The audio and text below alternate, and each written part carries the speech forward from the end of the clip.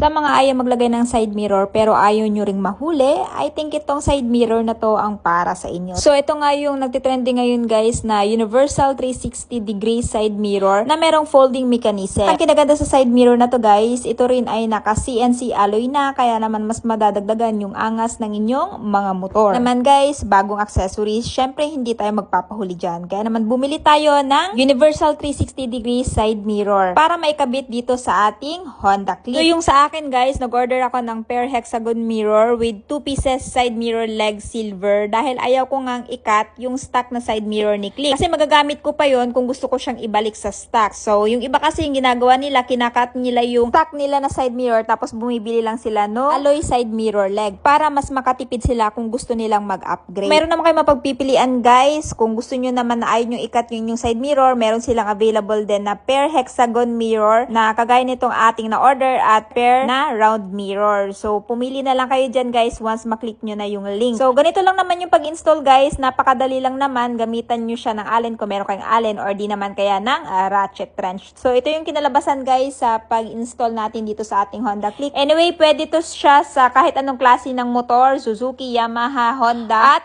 Kawasaki. Kaya naman guys, kung naghahanap kayo ng side mirror na 360 degree, pwedeng i-fold, lalong-lalo na kung masikip yung parking lot nyo, I highly recommend this one. So, nakakadagdag din kasi ito ng angas at forma sa mga motor natin. Kaya naman guys, habang available pa, mag-check out na!